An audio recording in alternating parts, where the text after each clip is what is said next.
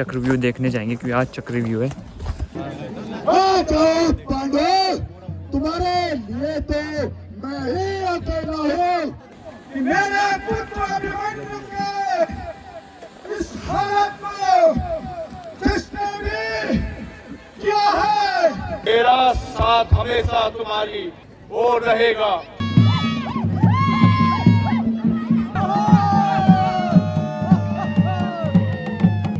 प्रथम द्वार पर सिंधु नरेश जयद्रथ रहेंगे। ये रणभूमि है वीरों की, ये रणभूमि है वीरों की, मैदान नहीं है लाशों का।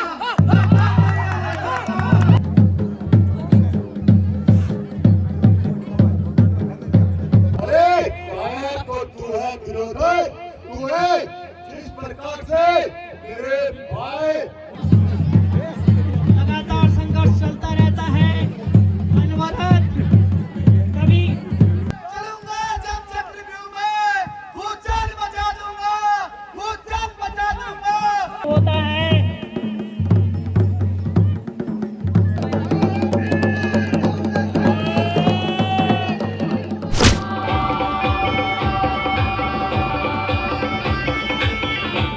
प्रणाम सभी को, मेरा नाम है पीयूष पुरोहित, चैनल का नाम है बॉय फ्रॉम पहाड़। तो स्वागत है आप सभी का एक और नए ब्लॉग में। तो अभी हम जा रहे हैं बुआ के साथ, जरा पांडवों को माला मूला पहनाएंगे, फिर चक्रव्यूह देखने जाएंगे क्योंकि आज चक्रव्यूह है। तो अभी चलते हैं।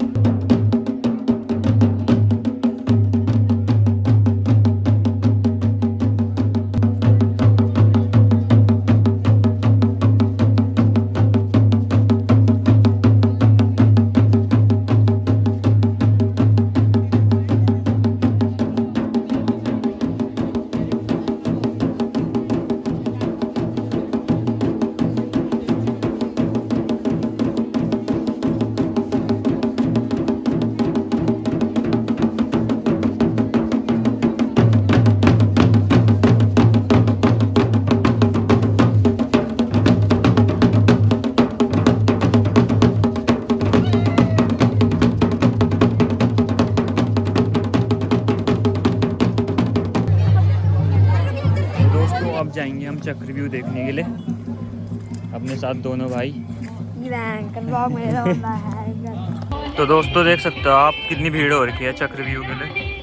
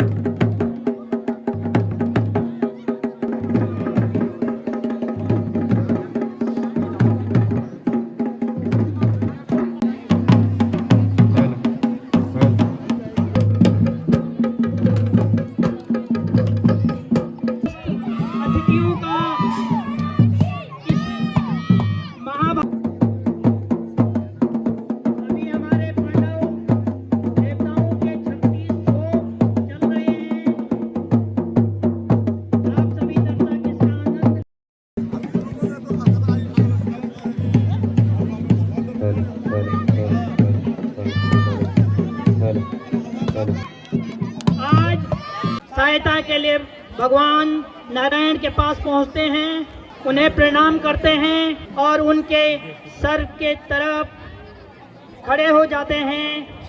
जैसे ही वो अर्जुन को देखते हैं तो उनकी नींद खुलती है, क्योंकि अर्जुन पैरों की तरफ थे इसलिए उन्हें सीधे सामने अर्जुन दिखाई देते हैं। वो अर्जुन से पूछते हैं कैसे आना हुआ? हरे हे नारायणो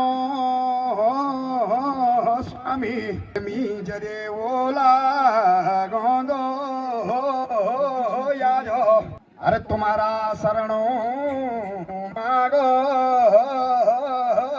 गोविंद, अरे अयो तुम्हारा पास मेरा स्वामी, अरे वही बोलो हम मागो भैया हे दुर्योधन मेरा स्वामी, अरे करे मजबूर आया चार, अरे आयु छो तुम्हारा पास मेरा गोविंद, अरे तुम निकाया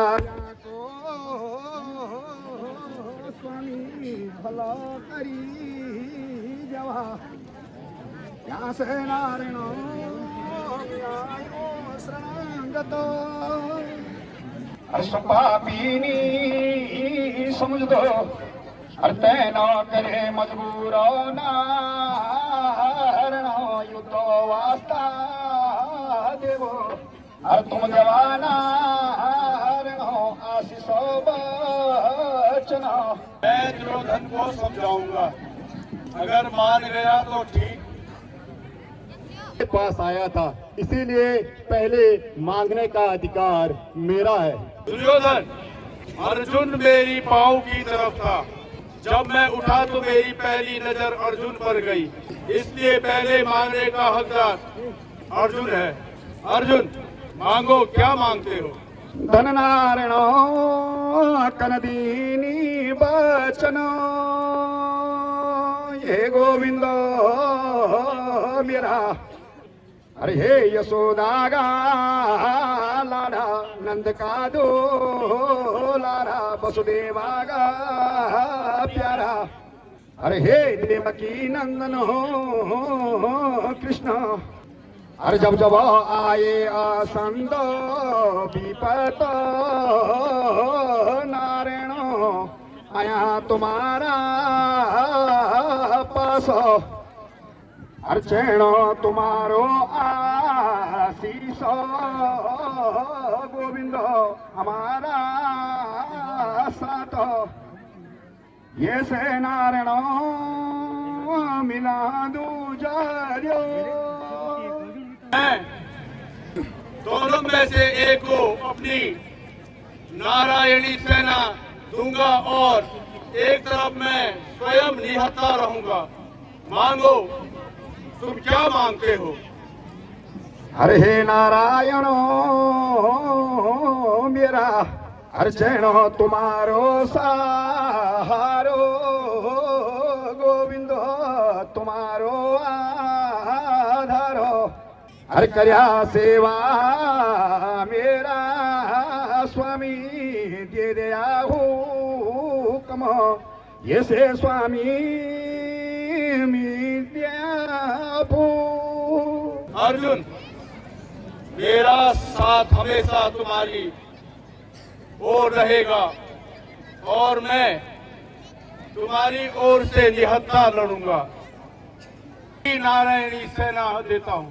महाराज, यदि आप अर्जुन के पक्ष में युद्ध करना चाहते हैं तो मैं सहमत हूँ। अर्जुन वैसा भी मेरा छोटा भाई है और छोटे भाई को दुखी होते हुए मैं कैसे देख सकता हूँ। मैं अपनी आपकी नारायणी सेना को रखने के लिए तैयार हूँ। युद्ध के लिए एक ऐसी भूमि को तैयार करो जो निष्ठुर और निर्दयी भूमि हो। नारायण कनदीने हो कमा भूमि की तलाश में लगातार चलते रहते हैं। जब उन्हें दिखाई देता है एक खेत में एक हल लगाने वाला किसान लगातार हल लगाते जा रहा है और थक कर जब वह दस दिया था और वह उसकी मृत्यु उसी खेत में हो जाती है जो आज भी महाभारत के हरियाणा कुरुक्षेत्र के नाम से प्रसिद्ध है।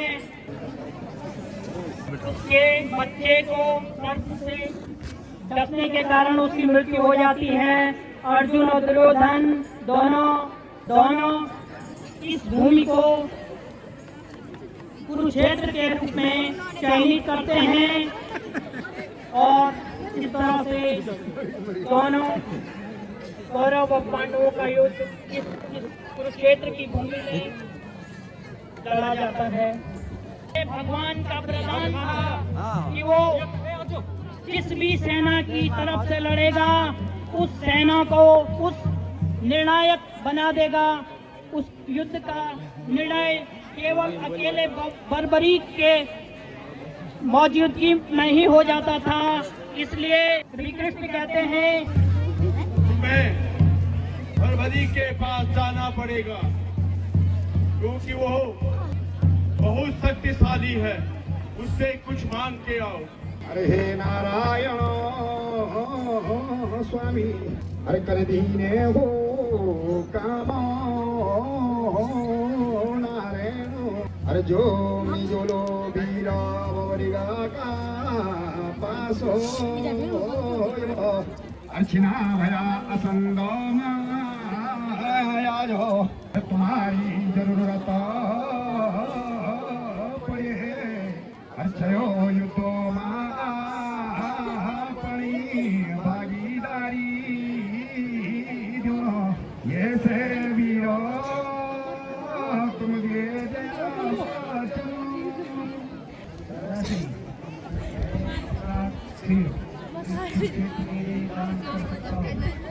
तेरे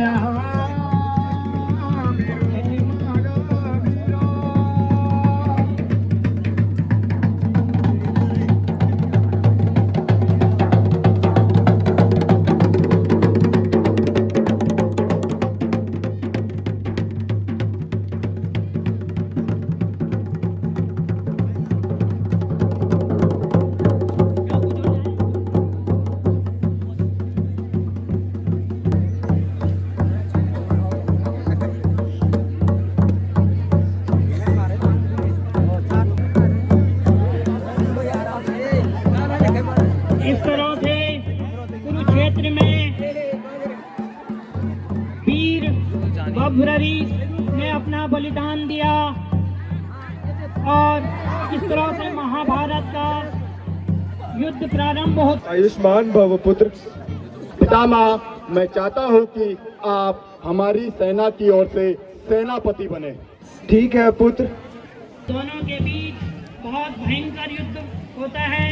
रण क्षेत्र में जब अर्जुन अपने सामने कुल गुरु कृपाचार्य, गुरु द्रोण, पितामह भीष्म अपने सभी 100 भाइयों की बात कहते हैं और कहते हैं, नारायण, मैं इस युद्ध को कैसे लड़ूं जहां मेरे सब अपने हों।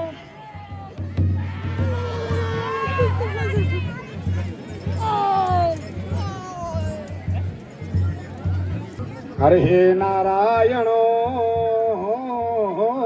मेरा, अरे ये निर्दयी भूमि मांगो नारायणो। अरे मिने कने ये युद्ध लड़ना बोलो परिवार आगा भई बंदो मेरी हिम्मतानी ओणी नारायण अब ध्यान नारायण भक्त गो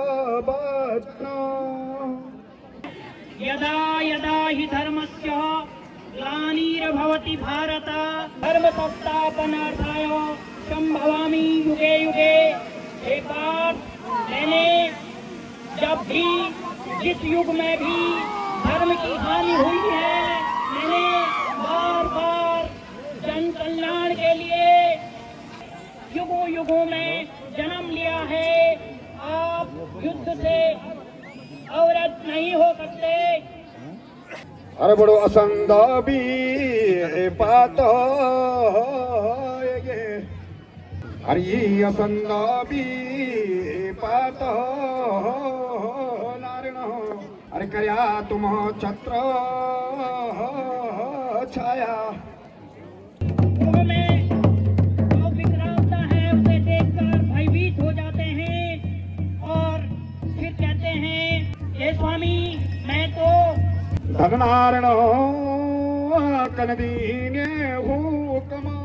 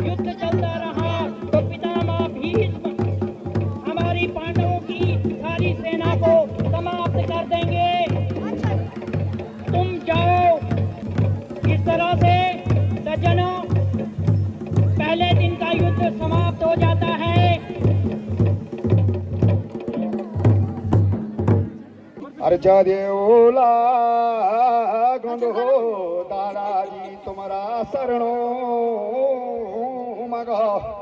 अर्छयो असंग मेरा दादा आयो तुम्हारा पासो।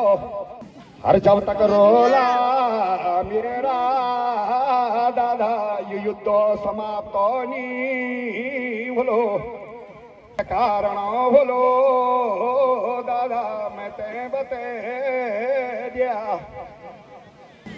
हे अर्जुन, मैं हमेशा धर्म के साथ मेरे विचार रहे हैं, किंतु मैं नीति और राष्ट्र नीति के हमेशा साथ भी रहा हूँ। इसलिए मैं तुम्हें भी जिताना चाहता हूँ और अपनी राष्ट्र नीति को भी नहीं खोना चाहते। चाहता। इसलिए हे अर्जुन, तुम्हारी सेना में शिखंडी नाम का एक योद्धा है जो कि पूर्व जन्म में अंबा नाम की कन्या थी। मैं आज भी उसे कन्या के रूप में मानता हूँ। मैं उस पर बाण नहीं चला सकता, मैं योद्धा हूँ, लेकिन जैसे ही तुम उसके सारथी बनकर आओगे तो मैं उस पर वो मुझ पर बाण चलाएगा। धरना दारा कर दीने हुक्म छो मजबूर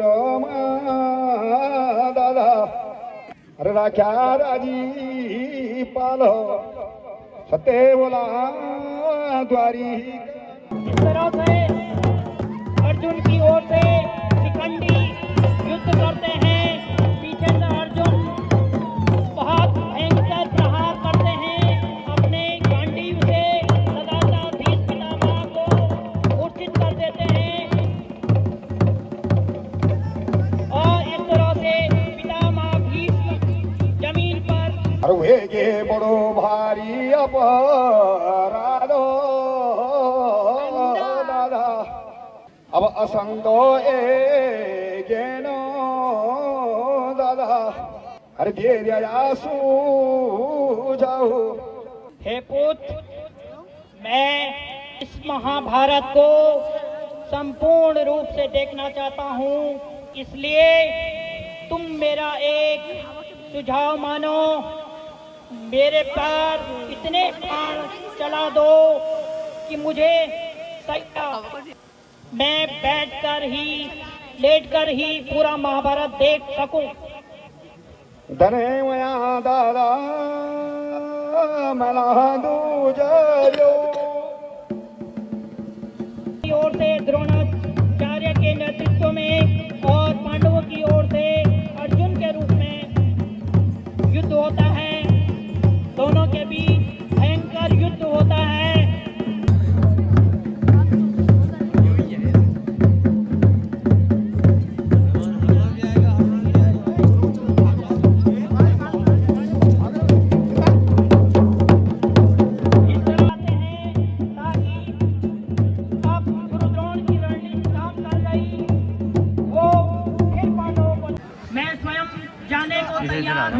आप मेरे साथ चलो। नहीं पुत्र, तुम्हारी उम्र सिर्फ 16 साल है। तुम्हें युद्ध क्षेत्र में कैसे भेज सकता हूँ? श्री मैं चक्रव्यूह के 6 द्वारों को ना जानता हूँ। युधिष्ठिर बोलते हैं, पुत्र तुम किस तरह से, मुझे विस्तार से बताओ, तुम किस तरह से चक्रव्यूह भेदन का ज्ञान तुम्हें है? अभिमन्यु कहते हैं, जब मैं एक समय की बात है, जब मैं अपनी माँ के गर्भ में था तो मेरे पिता अर्जुन मेरी माँ को चक्रव्यूह भेदन की कहानी सुना रहे थे। सुनाते सुनाते 6 बार तक उन्होंने कहानी सुनाई कि अचानक मेरी माँ को नींद आ गई और 7वें द्वार पर मेरी माँ को नींद आ गई और मैं केवल 7वां द्वार ही है जो मैं नहीं तोड़ सकता, किंतु आप लोग मेरे साथ हैं। मैं अपने पराक्रम, अपने शौर्य से 7वां द्वार भी तोड़ दूंगा। आप चिंता न करो ताऊश्री। ठीक है पुत्र, मैं तुम्हारे साथ भीम, मैं नकुल, सहदेव, हम सब तुम्हारी रक्षा के लिए पीछे से चलते हैं। मैं तुम्हें आज्ञा चक्रव्यूह भेदन की आज्ञा देता हूँ। 7 द्वारों पे 7 महारथियों को तैयार कर दो। महाराज कौन किस द्वार पर रहेगा? प्रथम द्वार पर सिंधु नरेश जयद्रथ रहेंगे। द्वितीय द्वार पर गुरु द्रोण, मैं स्वयं रहूंगा। तृतीय द्वार पर महारथी कर्ण रहेंगे।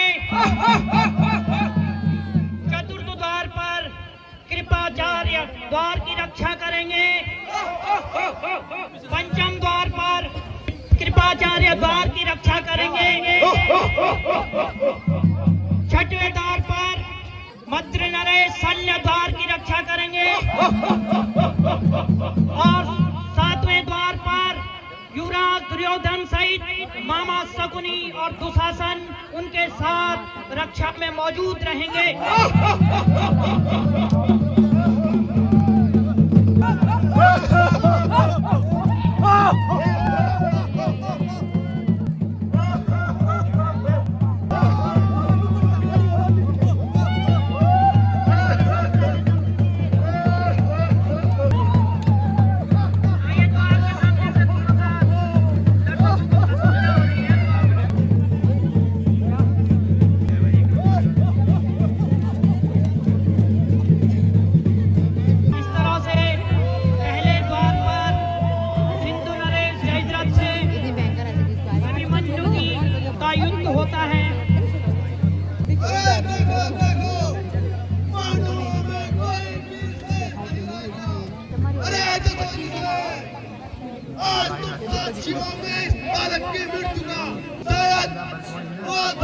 अर्जुन इतना तैयार हो चुका है कि एक 16 साल के बच्चे को चक्रव्यूह तोड़ने के लिए भेज दिए। धिक्कार है युधिष्ठिर तुम्हें और धिक्कार है भीम तुम्हारे मारुत बल पे जो तुम 16 साल के बच्चे को चक्रव्यूह में भेजा है। क्या तुम्हें अपने बाहुबल पता नहीं था? सूर्य को जो भेद दूं हाँ मैं ऐसा वीर हूँ, मृत्यु का मुझे भय नहीं, मृत्यु का मुझे भय नहीं, हाँ मैं वीर हूँ। इस तरह से जयद्रथ और गिदड़ा की धमकियों से हम डरा करते नहीं, हम डरा करते नहीं। अभिमन्यु तेरे चीखने से, अभिमन्यु तेरे चीखने से परवाह हम करते नहीं।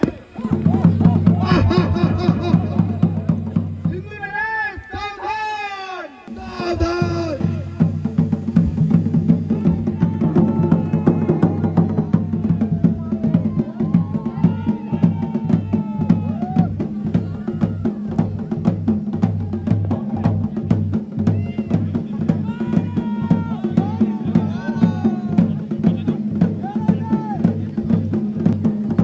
इस तरह से सिंधु नरेश जयद्रथ और अभिमन्यु के बीच भयंकर युद्ध होता है। जयद्रथ को किसी तरह भी जयद्रथ किसी को द्वार में प्रवेश करने नहीं देते हैं। अंततः अभिमन्यु के द्वार तोड़कर दूसरे द्वार के लिए प्रवेश कर जाते हैं, किंतु जयद्रथ और उसकी सेनाएं भीम, युधिष्ठिर, नकुल, सहदेव और वीरों के बच्चे के खेल का मैदान नहीं। ये देती चक्रव्यूह है गुरु द्रोण का, इसे तोड़ना कोई आसान नहीं। लहर फैल जाती है और कहते हैं हमने 16 वर्ष का बालक दूसरे द्वार पर गुरु द्रोण से युद्ध करने चलते रहे।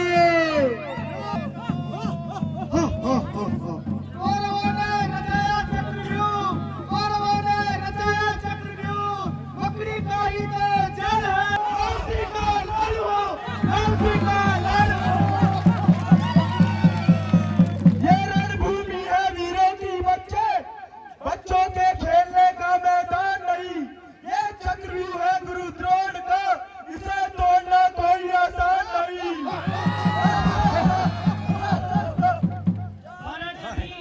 गुरु द्रोण और वीर बालक अभिमन्यु के बीच भयंकर युद्ध होता है। दोनों अपने शौर्य पराक्रम को दर्शाते हुए युद्ध करते हैं।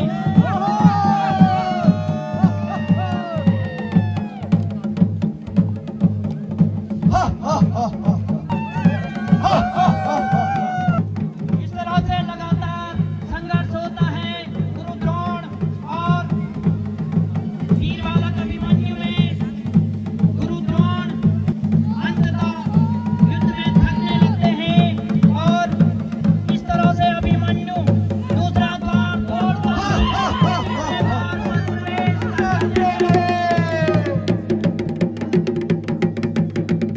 ऐसा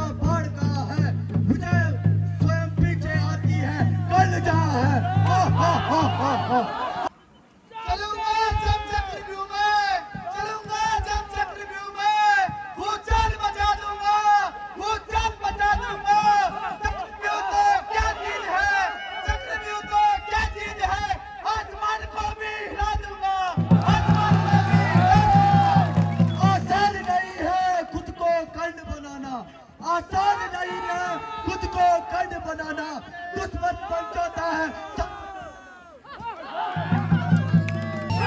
इस तरह से महारथी कर्ण और वीर बालक अभिमन्यु का लगातार युद्ध होता है। दोनों बहुत बड़े महारथी हैं।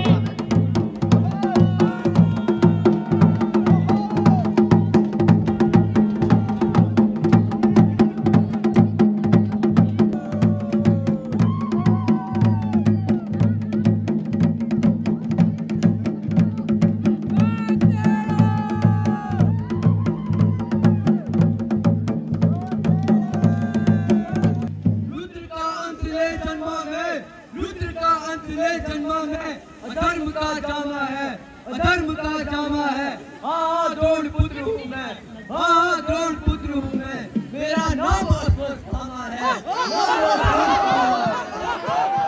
बच्चा नहीं मैं, बच्चा नहीं मैं, तुम्हारा कल हूँ, तुम्हारा कल हूँ। ये रणभूमि है वीरों की, ये रणभूमि है वीरों की, मैदान नहीं है लाशों का, मैदान नहीं है लाशों का।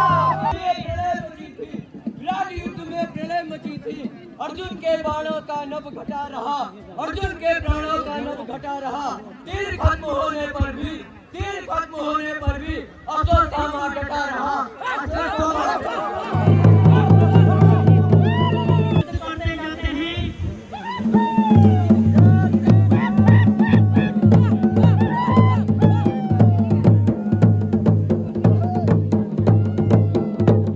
वीर बालक अभिमन्यु और कुरुपुत्र द्रोण के बीच भयंकर युद्ध होता है। अपनी मां की गोद में सीखी हुई चक्रव्यूह वेदन की विद्या का स्मरण करके चतुर्युधा को भी भेज देते हैं। और बच्चा हुआ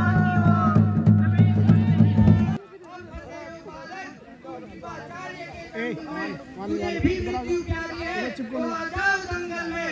आखिर मैं ही अर्जुन का लाल हूँ, आखिर मैं ही अर्जुन का लाल हूँ।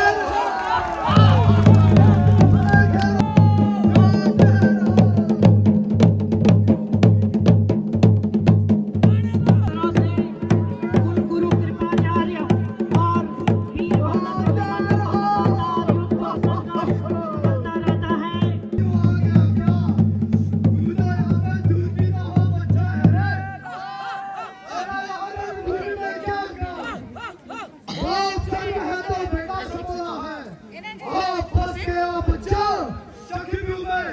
क्या सोचा ये मूर्ति में सैन्य यहाँ केवल नहीं है।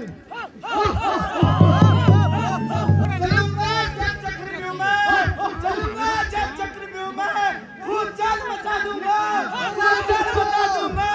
चक्र क्या चीज है, मैं तो आसमान हिला दूंगा।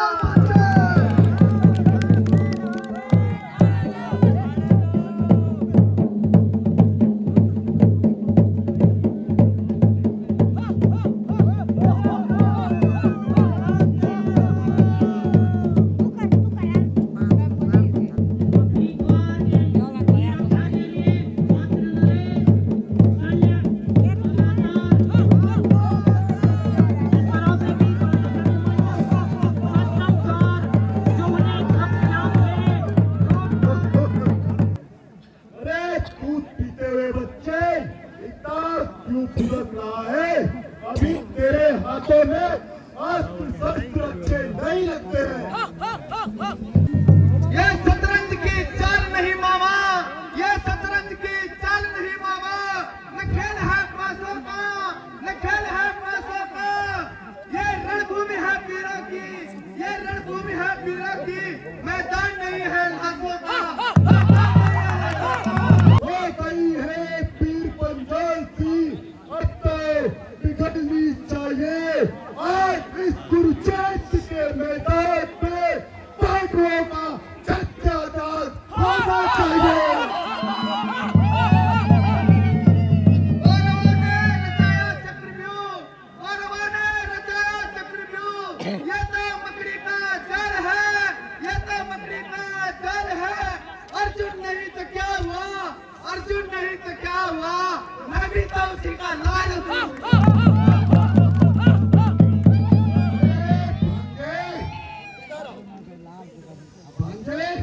देखो हमारी उम्र छोटी है, देखो ये आप सबके भाई हैं और देखो लोग के साथ नहीं रखता है। अच्छा मामा श्री आज श्री हम सब अपने हथियारों को नीचे रख देते हैं।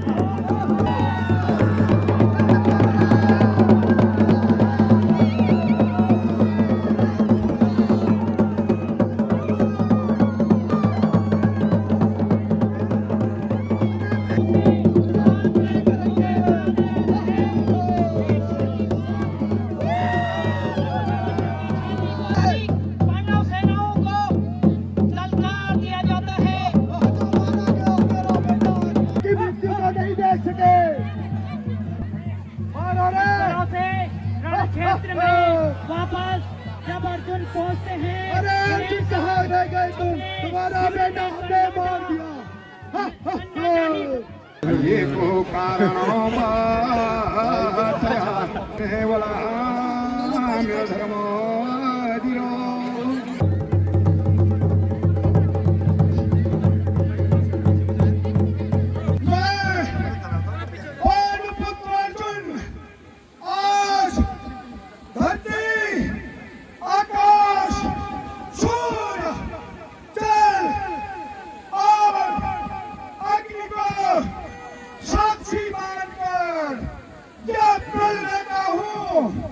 मेरे पुत्र अभिमन्यु के इस हालत को जिसने भी किया है, मैं उसका और उस बालक को मारने में सिंधु नरेश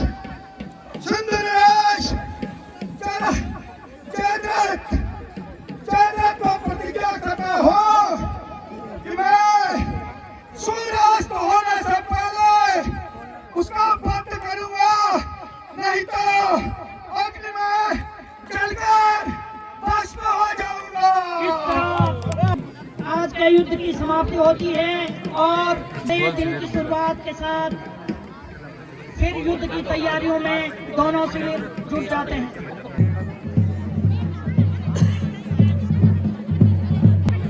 इस बीच श्री कृष्ण एक योजना बनाते हैं। श्री कृष्ण कहते हैं, मरोवा कुंजरोवा असस्थामा हतो हत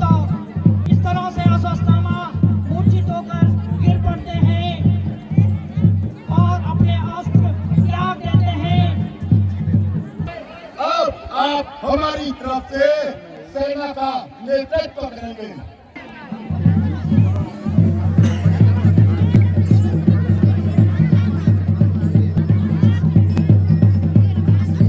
कर्ण बहुत बड़ा महारथी था। अधेड़ते हुए आगे चलते हैं। इसी बीच कर्ण के रथ का पहिया कीचड़ में धंस जाता है।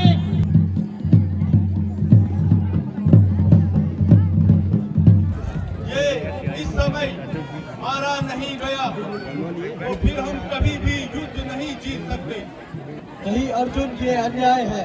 इस तरह से अर्जुन लगातार बाण चलाते हैं। कर्ण मूर्छित होकर गिर पड़ते हैं।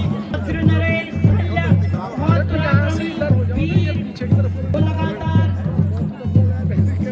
युधिष्ठिर महाराज से लड़ते रहते हैं और अंत में वीर गति को प्राप्त हो जाते हैं। दुशासन, क्या हो तुम? जाओ मेरी ओर से युद्ध करो और पांडवों का सर्वनाश करके आओ।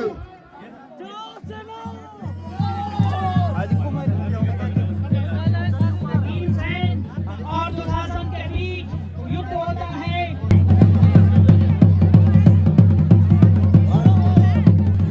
कभी दुर्योधन तो कभी भीमसेन एक दूसरे पर प्रहार करते रहते हैं।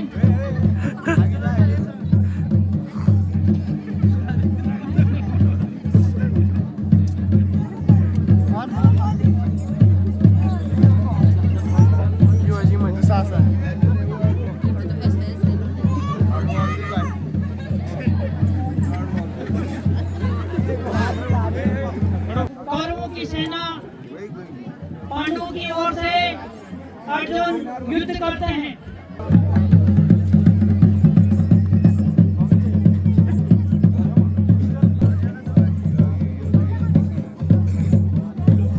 बंद कर देते हैं।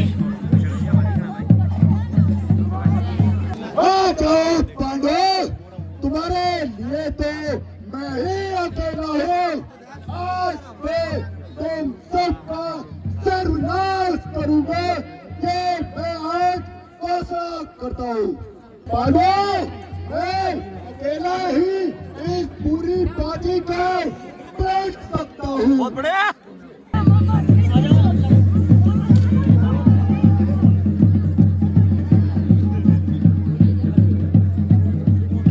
सहदेव और शकुनी,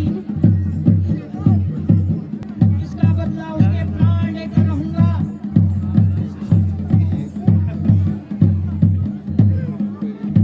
ईश्वरा, सहदेव के द्वारा शकुनी का वध किया जाता।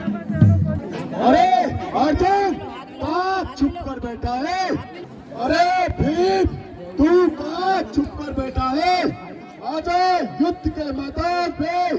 आज तेरे मृत्यु मेरे हाथों निश्चित है। युद्ध के लिए तैयार हो जा भीम, तैयार हो जा।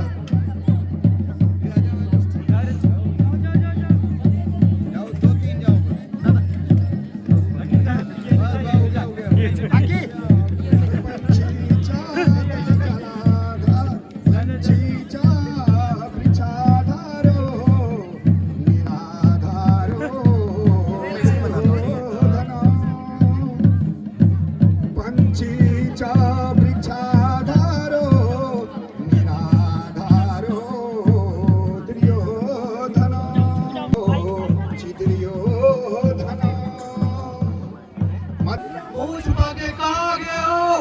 युद्ध से क्यों भागे हो दुर्योधन? सामने आओ। कायरों की तो कांच में हो, सामने आओ। अरे कायर तो तू है दुर्योधन, तू है जिस प्रकार से मेरे भाई अर्जुन ने मेरे मित्र कर्ण की धोखे से हत्या की।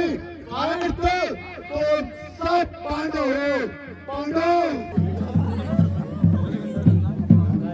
भीमसेन और दुर्योधन के साथ लगातार युद्ध होता है। भयंकर युद्ध चलता रहता है। अपनी गदा कौशल का कुरुक्षेत्र में प्रदर्शन करते हैं। कभी अर्जुन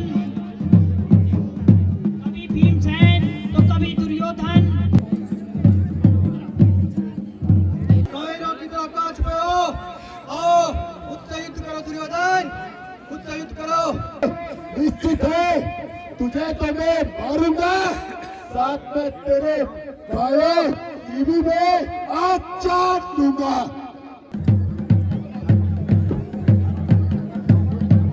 इस तरह से भीमसेन और दुर्योधन के बीच फिर से गदा युद्ध चलता है।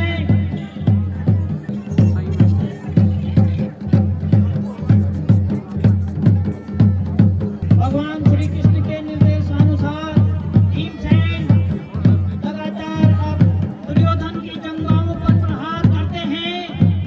भीमसेन द्वारा प्रहार किया जाता है जिससे दुर्योधन मूर्छित हो जाता है और गिरकर अपने प्राण त्याग देता है।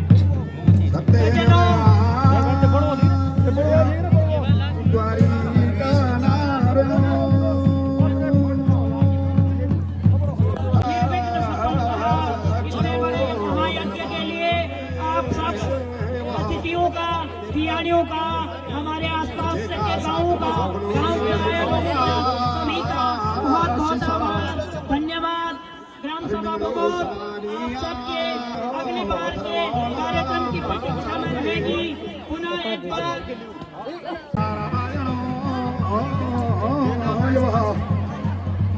आपका भी सहयोग इस कार्य में होना चाहिए।